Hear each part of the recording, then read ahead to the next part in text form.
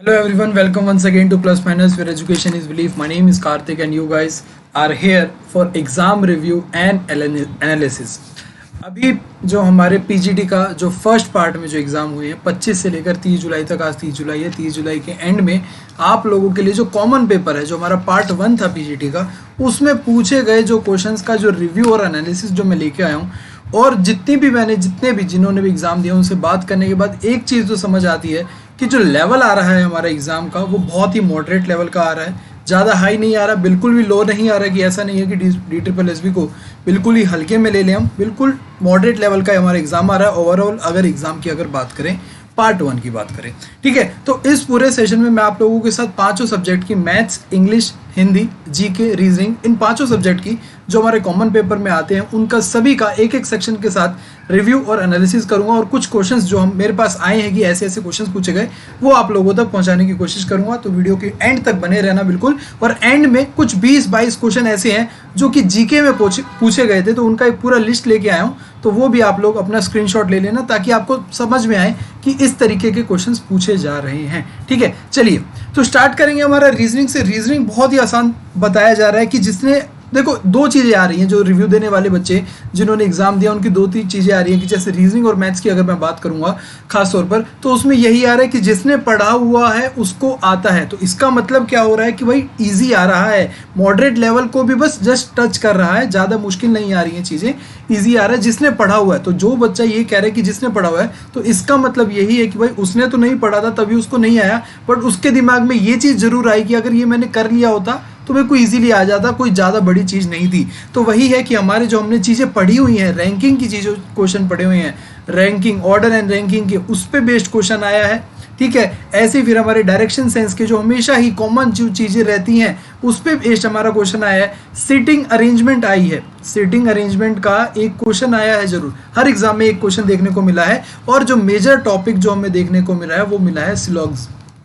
इसके हमें 3 से 4 क्वेश्चन देखने को मिले, यानी कि हमारा जो ग्रुप बनाएंगे तो 2 से 3 का जो हमारा पक्का ही फिक्स था कि हर जो पीजीटी के एग्जाम हुए हैं 25 से 3 तक, 30 तारीख तक, तो उसमें 2 से 3 सिलोजिज्म के एग्जाम क्वेश्चन हमें देखने को जरूर मिले हैं। और यहाँ पे बात करें कि एक एक क्वेश्चन से 1 से 2 वाले क्वेश्चन से, तो उसमें था क्यूब का भी क्वेश्चन देखने को मिला।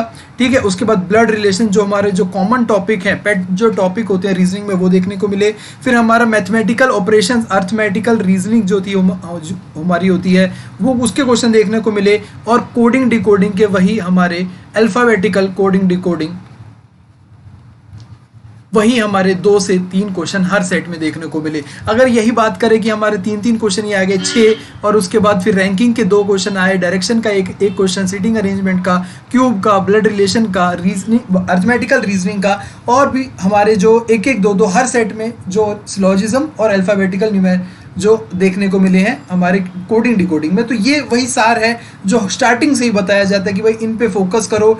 हमारा जो फिगर्स था, मिरर इमेजेस था, वो क्वेश्चन देखने को मिले हैं। फिगर फाइंडिंग वाला इमेज, जो एम्बेडेड फिगर्स थे वो देखने को मिले हैं। साथ ही साथ हमें एक और चीज़ जो देखने को मिली है वही था कि हमारा जो तर्क और कथन वाले जो क्वेश्चन होते हैं हमारे, यानी कि स्टेटमेंट और आर्ग्यूमेंट वाले क्वेश्चन होते हैं, वो भी देखने को मिले हैं। वो ज़्यादा नहीं देखने को मिले, तो बस एक आध देखने को जरूर मिले हैं, बट ठीक है। तो ये तो था रीजनिंग का। तो ओवरऑल अगर इसको हम मार्क करेंगे तो हमारा ईजी टू मॉडरेट कहेंगे, इजी टू मॉडरेट कहेंगे। और मॉडरेट भी उसमें जाके हो रहा है जो हमारा नंबर ऑफ फिगर्स, यानी कि जो हमारे काउंटिंग फिगर्स तो होते हैं, काउंटिंग फिगर्स जो होते हैं उसमें थोड़ा सा मॉडरेट होता है। अगर आपको उसमें भी ट्रिक्स आती हैं तो वो भी इजी पार्ट हो रहा है, काउंटिंग फिगर्स के क्वेश्चन भी आ रहे हैं। तो वही है जो हमारा फिक्स पैटर्न है, जो प्रीवियस ईयर क्वेश्चन से हमने देख के जो सीखा है कि रीजनिंग में क्या क्या पूछा जाता है, वही यहाँ पे भी फॉलो हुआ है। चलेंगे आगे अपने मैथ्स पर। मैथ्स तो बिल्कुल ही बोला जा रहा है कि भाई वही, ये तो मैंने बहुत सारा सुना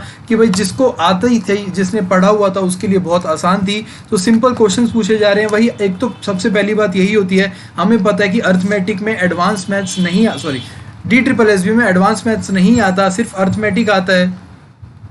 तो उस हिसाब से तो ऑलरेडी ही सिलेबस हमारा इजी पार्ट में हो जाता है, ज़्यादा हमें ज़रूरत नहीं होती। और इसमें जो मेंसुरेशन आया है, मेंसुरेशन के 3 क्वेश्चन देखने को जरूर मिले हैं हर एग्जाम में। मेंसुरेशन के जो 3 क्वेश्चन देखने को मिले हैं, 2 से 3 क्वेश्चन जो देखने को मिले हैं वो इजी देखने को मिले हैं। क्यूबॉइड बेस्ड क्वेश्चन देखने को मिले हैं, क्यूब बेस्ड क्वेश्चन देखने को मिले हैं, स्फेयर देखने को मिला है और साथ ही साथ सिलेंडर देखने को मिला है। तो इन पे बेस्ड जो क्वेश्चन है वो 2 से 3 मेंसुरेशन के पूछे गए हैं और मेजर यहाँ पे मेंसुरेशन 2-3 और साथ ही साथ यहाँ पे डाटा इंटरप्रिटेशन DI, ये 3 क्वेश्चन देखने को मिले हैं। ये बताया जा रहा है कि 2 से 3 क्वेश्चन DI, मेंसुरेशन के भी 2 से 3 क्वेश्चन, बाकी सिंपल 1-1, 2-2 हमारे सिंपल इंटरेस्ट के, सिंपल इंटरेस्ट, कंपाउंड इंटरेस्ट के, प्रॉफिट लॉस के, टाइम एंड वर्क के क्वेश्चन पूछे गए हैं। टाइम एंड वर्क में एफिशिएंसी बेस्ड क्वेश्चन पूछे गए हैं कि अगर एक की एफिशिएंसी दूसरे से 3 गुना है तो कितनी जल्दी एग्जाम काम सॉल्व करेगा, तो ये एफिशिएंसी बेस्ड क्वेश्चन पूछे गए हैं। साथ ही साथ रेशियो एंड प्रपोर्शन के पूछे गए हैं, सिंप्लीफिकेशन पूछा गया है, रेशियो एंड प्रपोर्शन पूछा गया है, सिंप्लीफिकेशन है, और वही हमारे जो नॉर्मल हमसे क्वेश्चन पूछे जाते हैं, ट्रेन बेस्ड जो क्वेश्चन पूछे जाते हैं, टाइम एंड वर्क के पूछे जाते हैं और साथ ही साथ स्पीड टाइम डिस्टेंस के जो ट्रेन से रिलेटेड क्वेश्चन होते हैं वो पूछे गए हैं। तो यहाँ पे अगर किसी को फोकस रखना है तो वो मेंसुरेशन पे कर सकता है कि 2 से 3 क्वेश्चन जो आएंगे वो इजी आएंगे, ज़्यादा मुश्किल नहीं आएंगे। DI आएगी 3, यानी कि 3 और 3 6 क्वेश्चन तो हमारे यही आ जाएंगे मेंसुरेशन के और DI के। तो अगर 20 में से बात करें जो 6 क्वेश्चन अगर इन्हीं 2 टॉपिक से आ रहे हैं तो काफ़ी मेजर पोर्शन यहाँ पे हमारा कवर होता है। बाकी हमारा सिंपल इंटरेस्ट, कंपाउंड इंटरेस्ट और हाँ एक एवरेज के भी 2 क्वेश्चन देखने को मिले हैं। एवरेज भी एक मेजर टॉपिक है जिसके 2 क्वेश्चन देखने को मिले हैं हर एग्जाम में। तो एवरेज, DI, मेंसुरेशन 6 और 2 8, अगर 10 में से और उसके बाद अगर हम सिंप्लीफिकेशन के भी 2 क्वेश्चन जोड़ लें तो अगर 20 में से 10 क्वेश्चन यही हमारे 4 टॉपिक क्लियर कर रहे हैं तो काफ़ी हमारी फ़ायदा होने वाला है एग्जाम, आने वाले एग्जाम्स में। तो इन टॉपिक्स पे जरूर ध्यान दीजिए जाना आप। आगे चलेंगे, हिंदी और मैथ्स, इंग्लिश की बात करेंगे। सिंपल हिंदी और इंग्लिश, जैसा कि हमारा ये जो बताया जा रहा है इसको अगर हम ध्यान से प्रीवियस ईयर क्वेश्चंस को देखेंगे तो एग्जैक्ट सेम पैटर्न फॉलो हुआ है। सिनोनिम्स और हमारे एंटोनिम्स पूछे गए हैं, इडियम्स पूछी गई हैं, दोनों में ही, ठीक है, दोनों में ही बात करूंगा। उसमें हमारा पूछा गया है जो बेसिक चीज़ें पूछी जाती है हिंदी ग्रामर में, इंग्लिश ग्रामर में, एरर फाइंडिंग पूछा जाता है और हमारे पूछा जाता है कि पैसेज तो आने ही हैं, पैसेज तो आने ही हैं, 5-5 मार्क्स के पैसेज आए हैं।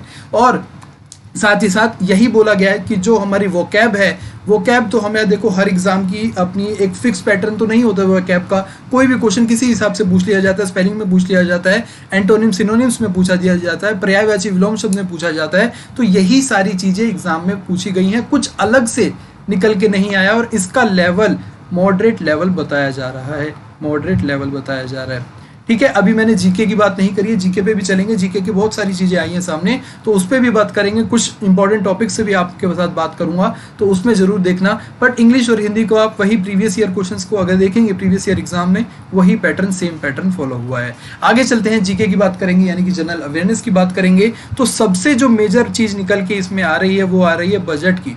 तो बजट 2021 से जो क्वेश्चंस बन रहे हैं वो इस प्रकार से बन रहे हैं कि भाई किस मिनिस्ट्री को सबसे ज़्यादा अलॉटमेंट मिली है, किस जगह को, किस सेक्टर को अलॉटमेंट ज़्यादा मिली है। तो बजट 2021 के क्वेश्चन ज़्यादा पूछे जा रहे हैं और जो DSSB का पेट क्वेश्चन होता है, फिक्स क्वेश्चन होते हैं, वो होते हैं हमारे म्यूज़िक से रिलेटेड, डांस से रिलेटेड और फेस्टिवल से रिलेटेड। और वही सारी चीज़ें जो मैं कि आपको हमेशा से बताता आया हूँ जनरल अवेयरनेस में, वही सारी चीज़ें जनरल अवेयरनेस की पूछी जा रही है, डांस, फेस्टिवल, म्यूज़िक। और अगर बात करें कि करंट अफेयर्स का कितना पोर्शन आ रहा है तो करंट अफेयर्स का जो पोर्शन आ रहा है वो 5 to 6 क्वेश्चंस का आ रहा है आउट ऑफ 20 और लास्ट 3 to 4 मंथ्स पे ज़्यादा फोकस आ रहा है। बाकी ओवरऑल अगर देखा जाए करंट अफेयर तो लास्ट 6 मंथ का पूछा जा रहा है, बाकी 3 to 4 मंथ पे ज़्यादा फोकस करा जा रहा है। जैसे पीछे के जो क्वेश्चन थे, दादा साहब फाल्के अवार्ड किसको दिया गया है, ग्रैंड प्रिक्स जो हमारी F1 रेसिंग में ग्रैंड प्रिक्स पोर्चुगल जो ग्रैंड प्रिक्स थी उस पर बेस्ड क्वेश्चन पूछा गया है।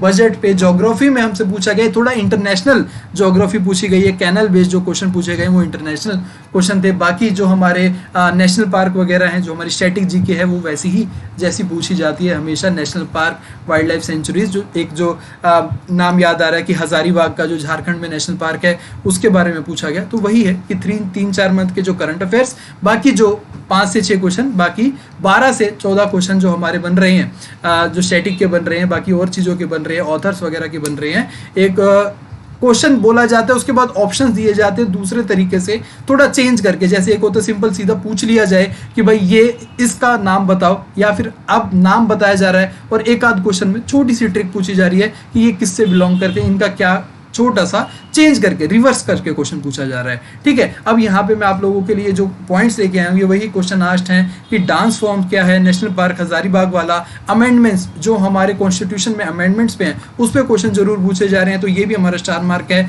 बजट को तो हम डबल स्टार मार्क करेंगे क्योंकि इस पर क्वेश्चन जरूर पूछे जा रहे हैं, 1 से 2 क्वेश्चन पूछा जा रहा है। और ग्रैंड प्रिक्स यानी कि हमारा स्पोर्ट्स से रिलेटेड क्वेश्चन आ रहे हैं। दादा साहब फाल्के अवार्ड्स में बेस्ट मूवी, तो यानी कि जो हमारी government of India Dada Saheb Phalke award देती है एक लाइफ टाइम अचीवमेंट अवार्ड के लिए, उससे हट के जो एक ऑर्गेनाइजेशन है दादा साहब फाल्के अवार्ड, जो प्राइवेट ऑर्गेनाइजेशन है, उसके लिए जो एक पूरी लिस्ट आपको दे रखी है मैंने कि भाई किसने को क्या जीता, मूवी में किसने जीता, बेस्ट एक्टर किसको जीता, जिसमें बेस्ट एक्टर अक्षय कुमार को मिला था, तो वो वाले अवार्ड्स पूछे गए हैं, ना कि जो भारत सरकार देती है जो सिर्फ एक अवार्ड दिया जाता है लाइफ टाइम अचीवमेंट का।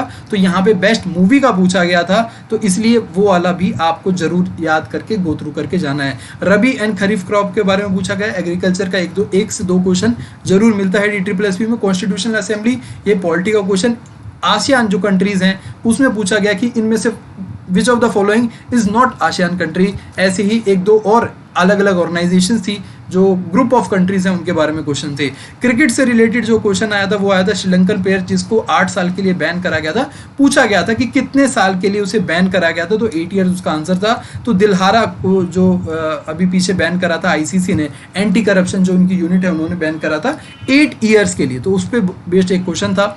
आगे चलते हैं तो राइटर्स जो मार्क्सिस्ट फॉलोवर हैं उनका जो ऑप्शन दे दिए गए, उसमें बोला गया कि भाई इनमें से मार्क्सिस्ट फॉलोवर वाले राइटर कौन है, उस पर पूछा गया। ये जो हमारा इंटरनेशनल कील कैनाल जो है, जर्मनी का जो कैनाल है उस पे बेस्ड क्वेश्चन था। ठीक है, autobiography of cricket player, cricket पे अगर बात करेंगे स्पोर्ट्स पे, तो पिछले 3 से 4 में महीने के जो हमारे करंट इवेंट्स थे उसी पे क्वेश्चन पूछे जा रहे हैं। तो स्पोर्ट्स में हमारे क्रिकेट प्लेयर की जिसकी ऑटोबायोग्राफी एक था जिसका नाम बताया नहीं किसने क्या था, तो उस पे बेस्ड क्वेश्चन था। इम्पीचमेंट, पॉलिटी में एक और क्वेश्चन था, impeachment of president borrowed from which country, तो USA से ये बोरो करी गई है, तो उसका था। कांग्रेस प्रेसिडेंट के बारे में पूछा गया था, कराची सेशन का आर्टिकल 371 स्पेशल जो अलाउंस है कौन सी स्टेट को दिए जाती हैं वो चीज़ पूछी गई। फिर कुंभ मेला कितने साल में आयोजित करा जाता है, वो women winning Nobel prize second time, 2 बार जीतने वाली पहली महिला जिसने 2 बार नोबेल प्राइज जीता, उनके बारे में पूछा गया। First man on mount Everest पूछा रहा, और which country participated in Republic day 2021। तो थोड़ा सा मतलब 3 से 4 महीने और थोड़ा सा पीछे जाते हैं 6 महीने, तो यानी कि जनवरी की जो बात पूछी गई थी, तो ये मेन चीज़ थी, मेजर इवेंट था। तो ये जो बांग्लादेश की जो हमारी आर्मी ट्राई सर्विसेज आई थी उसने पार्टिसिपेट करा था, तो बांग्लादेश यहाँ पे। Other name of world bank, तो मेजर जो ऑर्गेनाइजेशंस हैं उनके बारे में तो एक फिक्स पैटर्न होता ही है हर ऑर्गेनाइजेशन का आपसे पूछने का कि क्वेश्चन बेस्ड। तो ये थे कुछ क्वेश्चन, और आप में से जितने लोगों ने भी PGT के एग्जाम दिए हैं वो भी आप लोग शेयर करें, जो भी मेरे साथ पढ़ते हैं, तो उनको पता चला होगा कि भाई जो रीजनिंग का बैच था उस पर बहुत सारे मतलब जो रिव्यूज़ आए हैं, जो बातें हुई, उन्होंने यही बोला कि भाई बहुत हमारी हेल्पफुल हुई, बहुत हमने अच्छा परफॉर्मेंस करा रीजनिंग में, मैथ्स में हमने अच्छा परफॉर्मेंस करा, और हमारी जो इंग्लिश और हिंदी थी वो हमने जो प्रीवियस ईयर क्वेश्चन से देखी थी उसका बहुत बड़ा फ़ायदा मिला। और जो हमारी करंट इवेंट्स में 3 से 4 महीने पे जो ज़्यादा फोकस था क्वेश्चंस का, उससे भी आप लोगों को आने वाले एग्जाम में फ़ायदा होगा। तो ये सभी के लिए इंपॉर्टेंट था, चाहे फिर आपने TGT का एग्जाम आने वाला है बाद में, अभी जो PGT के बाकी के बचे हुए जुलाई में एग्जाम होने हैं उनके लिए इंपॉर्टेंट है, साथ ही साथ LDC वालों के लिए भी इंपॉर्टेंट है, बाकी बचे हुए DSSB के जितने भी एग्जाम हैं उनके लिए इंपॉर्टेंट है। एक रिव्यू पता चलता है, एक एनालिसिस पता चलती है किस तरीके के क्वेश्चन आ रहे हैं। तो इसीलिए कह रहा हूँ कि आप ये ज़्यादा से ज़्यादा लोगों को शेयर करना, ज़्यादा से ज़्यादा अपने दोस्तों तक पहुँचाना जिनके एग्जाम आने वाले हैं, या फिर जो अभी तैयारी कर रहे हैं, जो 2021 की भी तैयारी शुरू कर रहे हैं, उन तक भी ये वीडियो पहुँचाना, ताकि उन्हें पता चले कि किस तरीके से हमें अप्रोच करना है हमारी तैयारी के लिए। ठीक है, तो ऑल द वेरी बेस्ट। जितने भी आने वाले एग्जाम हैं आप लोगों के, PGT के हो, TGT के हो, बाकी बचे जो एग्जाम्स हैं उन सभी के लिए ऑल द वेरी बेस्ट। और बाकी के जो साथी हैं जिन्होंने PGT का एग्जाम अभी दिया है 25 से लेकर 30 जून तक के बीच में, वो लोग भी साथी क्या तो मेरे साथ टेलीग्राम पे जुड़कर आप लोग अपना रिव्यू या फिर जो क्वेश्चंस याद है वो बता सकते हैं, या फिर इस वीडियो के कमेंट में ही नीचे लिख के बता सकते हैं, ताकि बाकी के साथियों का भी थोड़ा हेल्प हो जाए, उनको भी एक पता चल जाए कि और एक बड़ा ग्रुप बन जाएगा हमारा। क्वेश्चन आज का बड़ा एक हमारे पास पैटर्न पता चल जाएगा किस तरह की तैयारी करनी है। तो एक दूसरे का साथ यूं ही देते रहेंगे। आप लोग भी नए हैं, अगर वीडियो पे चैनल पे नए आए हैं तो चैनल को सब्सक्राइब करना ना भूलें। अपना ध्यान रखें। Bye bye, take care, see you soon, जय हिंद।